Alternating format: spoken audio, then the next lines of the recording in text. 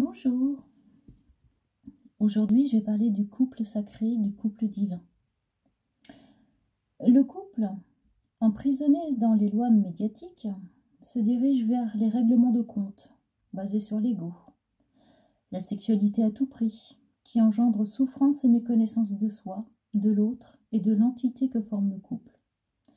Et oui, ce sont les films, les publicités, les informations, les médias qui montrent le couple et nous donnent une image de vers quoi nous devons nous diriger.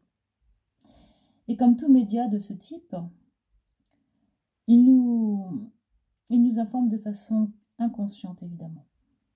Ainsi, nous avons vécu des unions qui nous ont permis de découvrir nos faiblesses afin de les dépasser, de comprendre qu'alors notre quête première était de combler un vide, de réaliser que nous ne savions pas nous aimer, car nous n'avions pas soigné nos blessures d'âme venant de l'enfance, de comprendre que cette sexualité à tout prix nous enfermait au lieu de nous libérer et de nous compléter, et de comprendre enfin l'impasse de la fermeture de cœur et du non-don de soi, ce don qui fait si peur.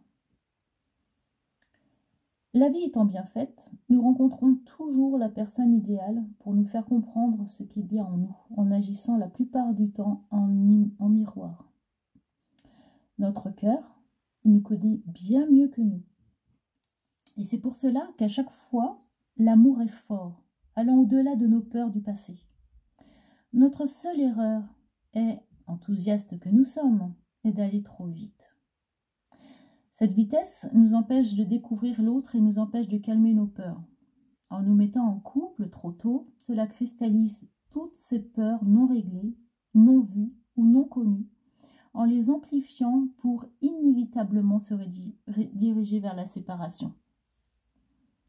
Nous sommes faits pour aimer, car tout au fond de nous, nous savons que cet amour est libérateur.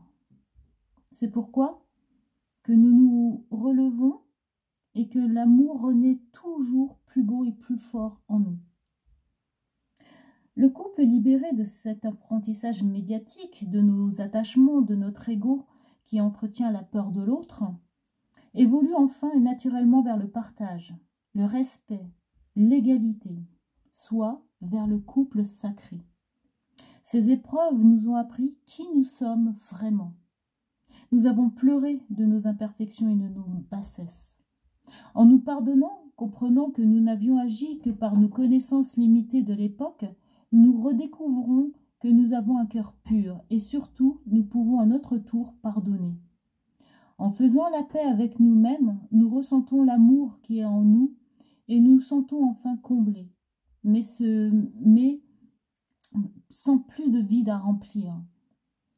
Au contraire, nous irradions tellement d'amour que nous souhaitons le partager. La vision du couple change alors et maintenant le partenaire ne vient plus combler un manque d'amour en nous, mais va devenir notre co-créateur d'une histoire à construire. Le couple sacré devient couple divin, car évoluant dans le respect de l'entité de l'autre, dans le partage et la liberté de l'autre et surtout dans le don de soi. Nous savons à ce moment-là que nous ne nous perdrons pas dans l'autre, bien au contraire.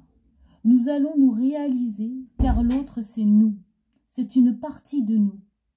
Nous réalisons sa divinité, nous la voyons. Et tout l'amour que j'ai en moi, je ne peux que l'offrir à mon compagnon avec gratitude et humilité. L'harmonie du couple sacré est basée sur le chemin spirituel d'élévation d'âme. Ainsi, la réunion de conscience au niveau de l'âme permet aux deux partenaires de se reconnaître et, en se reconnaissant, d'accepter divinement de s'accompagner sur nos chemins d'élévation. Chacun montre à l'autre qui il est vraiment, sans rien cacher de ses défauts ou de ses qualités. Chacun est vrai. L'union sacrée sexuelle se fait alors dans la complétude, le plaisir de l'union, à sa divinité et tout en liberté et désir mutuel. J'ai eu la chance de rencontrer cette âme avec laquelle je me suis fondue énergétiquement dans une union au-delà de tout ce que j'avais appris, au-delà du corps. Ce fut une véritable union de cœur à cœur, très difficile à décrire mais merveilleux à vivre. Un sentiment de plénitude, de mélange, tel que je ne savais plus où était mon corps et où était le sien. L'harmonie alors va s'installer tranquille au fil du temps et le couple divin va s'incarner. Et dans la valorisation mutuelle. Axé sur l'amour pur et sincère, aucune interférence extérieure ne peut perturber ce couple qui est créateur de sa vie.